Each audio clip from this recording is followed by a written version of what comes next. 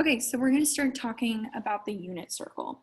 And what the unit circle is a way to cheat the most common triangles and angles you will see. So this is going to be most helpful on the first section of your IB test because you're not given a calculator. So this first one, basically a circle is comprised of different triangles. So if I were to drop down this point on the circle, it makes a triangle. And the angle here, this first angle is going to be pi over 6.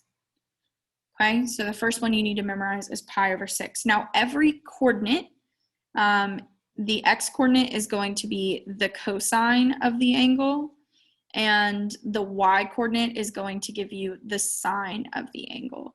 So if you were to take the cosine of pi over 6, in your calculator it would give you a decimal, but that decimal is the same thing as square root 3 over 2. Now we can figure this out because the radius of the unit circle is 1. So if you were to plug in that the radius is equal to 1 and figure out what all the different sides of the triangle are, you would get that the cosine is the square root of 3 over 2 and the sine is 1/2. Now, again, we could walk through why it is, but really the most important part is just that you memorize it. Okay, so that is the first value. Now the second value would be pi over 4. Okay, and then this one is going to be the square root of 2 over 2 and the square root of 2 over 2. And lastly, we have pi over 3. And this one is just going to be the opposite of the pi over 6. This is going to be 1/2 square root 3 over 2. Okay, now in order to memorize this, I'm going to give you my little trick. It may or may not help you. Maybe you just need to memorize straightforward. For me, in this first one, the two numbers are 3 and 2. If you were to multiply those two numbers, 3 times 2, you would get 6. So that's how I remember which coordinate goes first for that one. For the second one, for pi over 4, you could do 2 times 2 or 2 plus 2, and you end up getting 4. For the last one, you do 1 plus 2, and you end up getting 3.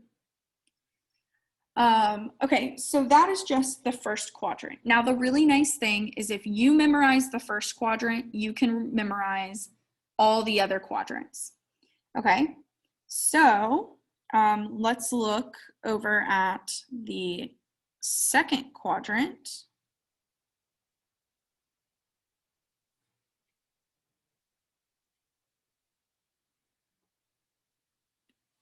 So for the second quadrant,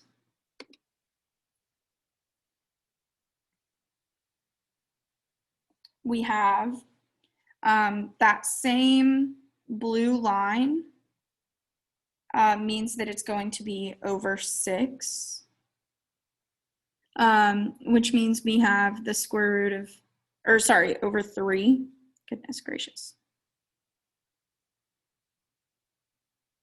So this will be 1/2 square root 3 over 2.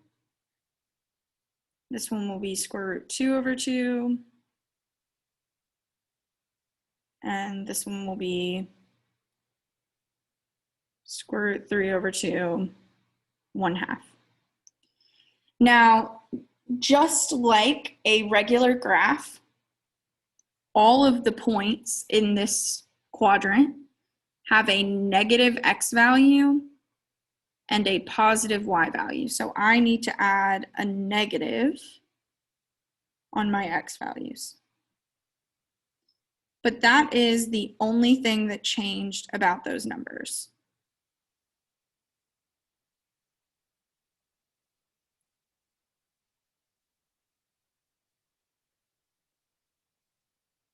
Okay? Now here, the tricky part is to figure out what happens with those values over pi because they're not the same angle anymore. So what I think of is on this whole circle, on the whole unit circle, you are given, sorry, some of these extra numbers are here. In the first quadrant, this is all the denominators. This is subtract. This is add. And this is prime. So I remember this by thinking ASAP as soon as possible. So all, subtract, add, prime. And what this does, so we're in the subtract quadrant. So when I'm in the subtract quadrant, let's see if I can get it right back to where it was. Yeah, that's close enough. So since this is in the subtract quadrant, I'm going to subtract from the denominator. So this would be 3 minus 1 is 2 pi over 3. Okay, so this one should be something pi over 4. So if I subtract 1, I get 3 pi over 4. This last one would be over 6. And when I subtract 1, I get 5 pi over 6. Makes sense so far? Okay, so now following the next pattern,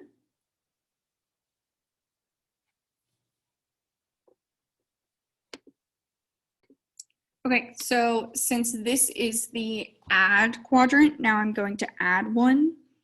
So here we will have 7 pi over 6 because 6 plus 1 is 7.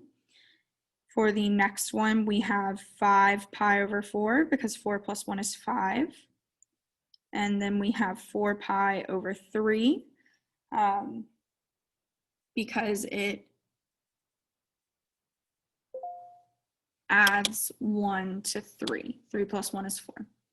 Okay, so with all this in mind, now we are in that quadrant where both the x and y coordinate are negative. So now I'm in a negative, negative quadrant. So now I need to add negative.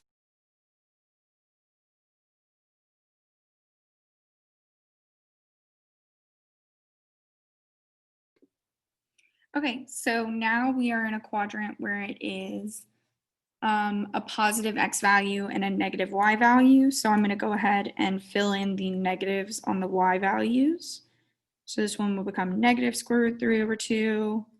This one becomes negative square root 2 over 2. And this one becomes negative 1/2. So since this is the prime category, now we're going to count up in prime numbers. So this first one is going to start at 5 pi over 3. The next prime number would be 7 pi over 4. And the next prime number would be 11 pi over 6. So hopefully that helps you out. Now I'm going to zoom out and show you the whole unit circle and keep talking about this a little bit. Okay, so the last coordinates that we need to fill in are these points where the circle hits the axis. So this point right here. So this one would be 0 or 2 pi when it comes all the way around the circle.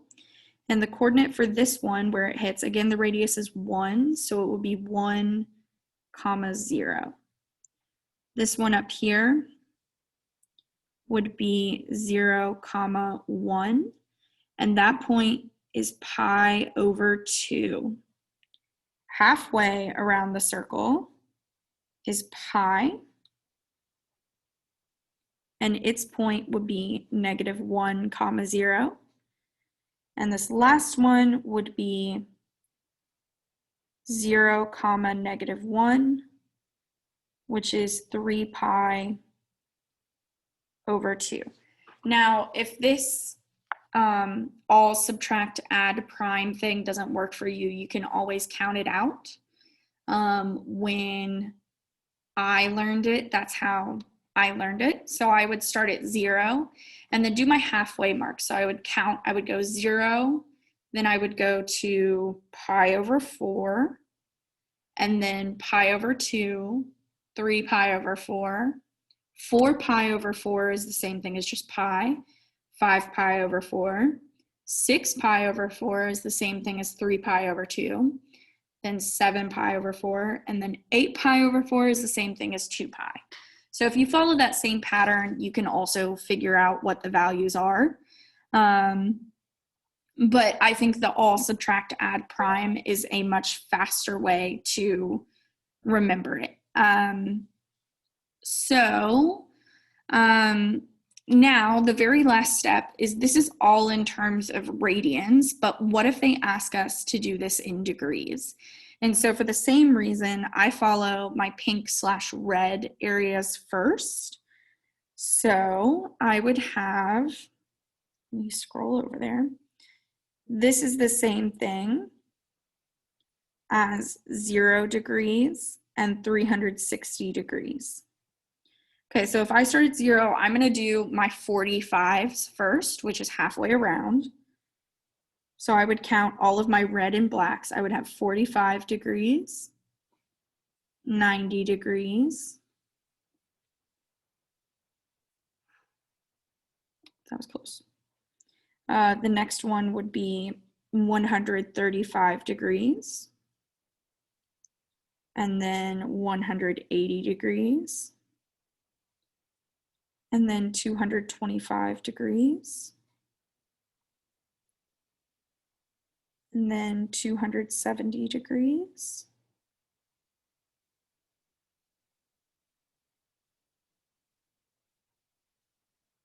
(315 degrees), and those are my 45s. And then I follow the same pattern for my greens and blues. Now I'm going to add 30.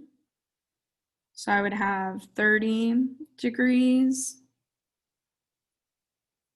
60 degrees, 90 degrees, 120 degrees, 150 degrees, 180 degrees, 210 degrees,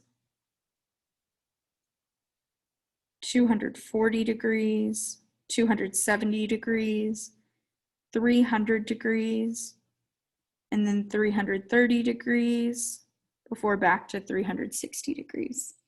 So it follows the same pattern. Now I know this all looks very complicated, but once you get the hang of writing out this unit circle, then it will get easier and easier. So beyond just your Delta math practice, something I would encourage you to do over this unit is to print out more of the blank unit circles and just see if you can fill it in yourself. But on that note, that is the end of your lesson. Make sure, if you haven't already, that you comment that you watched this video.